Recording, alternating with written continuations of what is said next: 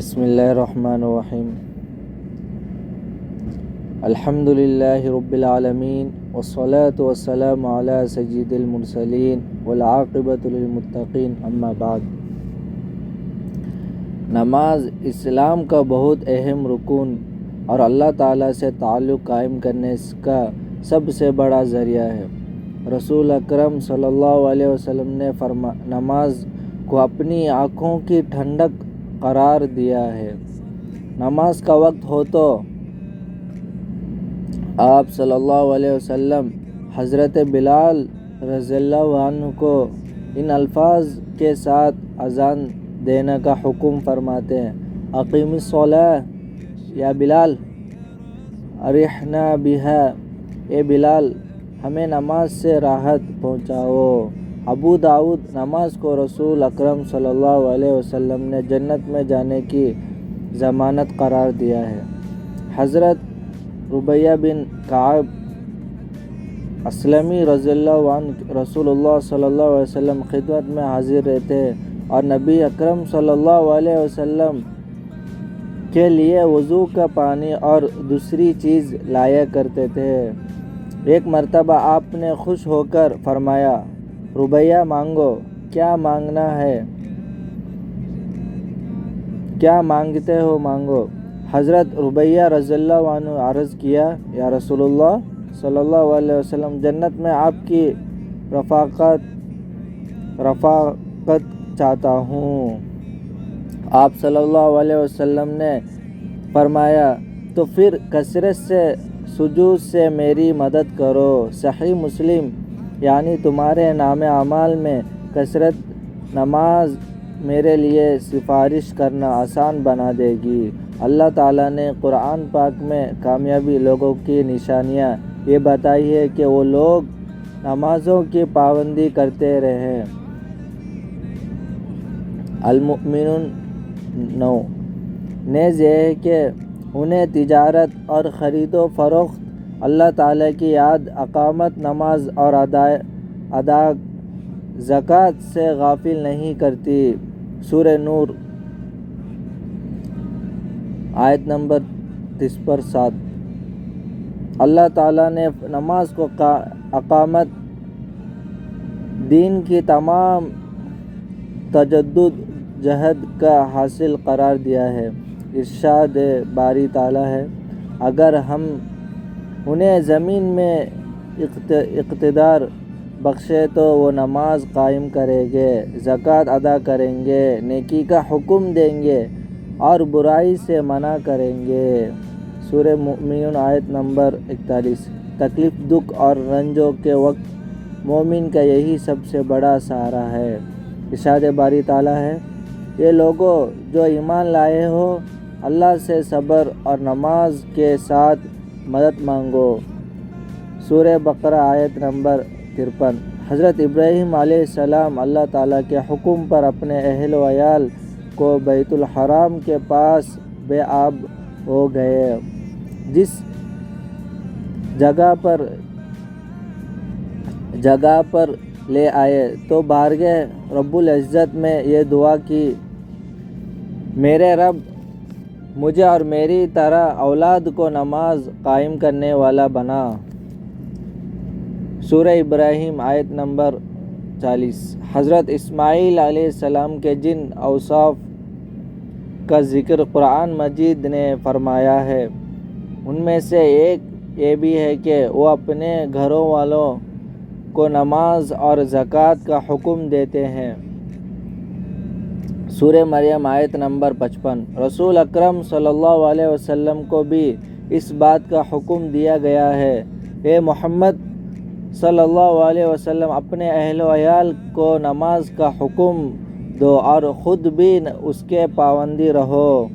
سورہ طٰہٰ آیت نمبر 133۔ قرآن کریم سے ہدایت حاصل کرنے والے خوش نصیب لوگوں کی اللہ کریم نے جو نشانیاں بتائی ہے، ان میں سے ایک نشانی یہ بھی ہے کہ وہ نماز قائم کرنے والا لوگ ہے۔ سورہ بقرہ آیت نمبر 3۔ نماز میں غفلت، کاہلی اور سستی سے کام لینے کو اللہ تعالیٰ نے منافقین کی نشانی بتایا ہے۔ اللہ اکبر۔ ارشاد باری تعالیٰ ہے، جب منافق نماز کے لیے اٹھتے ہیں تو کاہلی سے محض لوگوں کو دکھانے کے لیے اٹھتے ہیں۔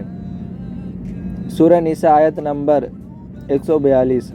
سورہ معاون میں اللہ تعالیٰ نے ان نمازوں کے لیے ہلاکت اور تباہی بتائی ہے جو نماز کے معاملے میں غفلت اور بے پرواہی سے کام لیتے ہیں۔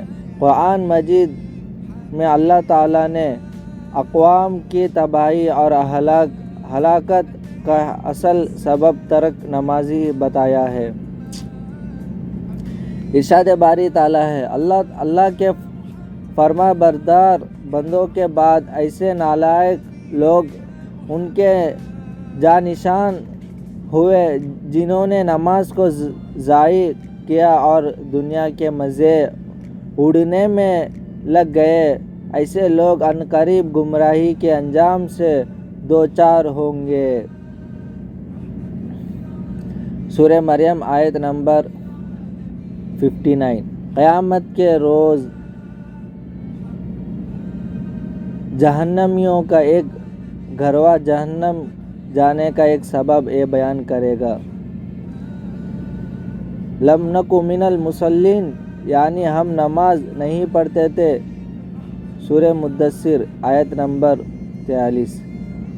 حالت امن ہو یا حالت خوف، گرمی ہو یا سردی، تندرستی ہو یا بیماری، حتیٰ کہ جہاد و قتال کے موقع پر عین و میدان جنگ میں بھی یہ فرض ساقط نہیں ہوتا۔ رسول اکرم صلی اللہ علیہ وسلم 5 فرض نمازوں کے علاوہ نماز تہجد، نماز اشراق، نماز چاشت، تحیۃ الوضو اور تحیۃ المسجد کا بھی اہتمام فرماتے ہیں، اور پھر خاص موقع پر اپنے رب کے حضور توبہ استغفار کے لیے نماز ہی کو ذریعہ بناتے۔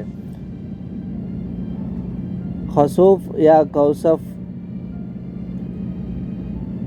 ہوتا یا ہو تو مسجد تشریف لے جاتے، زلزلہ یا آندھی آتی تو مسجد تشریف لے جاتے، طوفان باد و باریہ ہو تو مسجد تشریف لے جاتے، فاقے کی نوبت آتی تو مسجد تشریف لے جاتے، کوئی پریشانی اور تکلیف ہوتی تو مسجد تشریف لے جاتے، سفر سے واپس ہوتی تو پہلے مسجد تشریف لے جاتے تھے، پھر اگر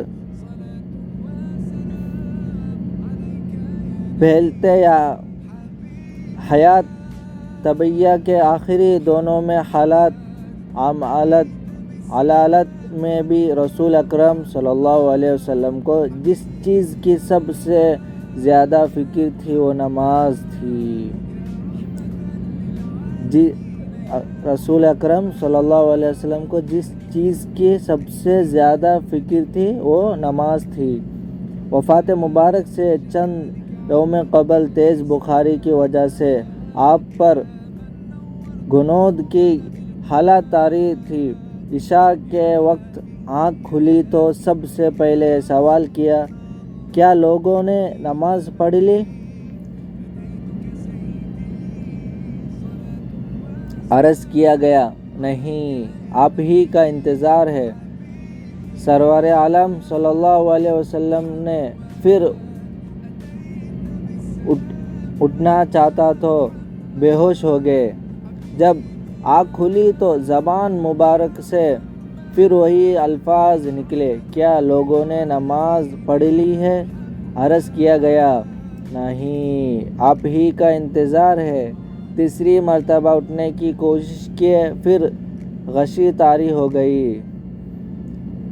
افاقہ ہونے پر ارشاد فرمایا، ابو بکر رضی اللہ عنہ نماز پڑھے۔ وفات مبارک سے چند لمحے پہلے آپ نے امت کو جو آخری وصیت فرمائی وہ یہ تھی، الصلاۃ والصلاۃ وما ملکت ایمانکم، یعنی مسلمانوں نماز اور اپنے غلاموں کا ہمیشہ خیال رکھنا، الصلاۃ وما ملکت ایمانکم، یعنی مسلمانوں نماز اور اپنے غلاموں کا ہمیشہ خیال رکھنا۔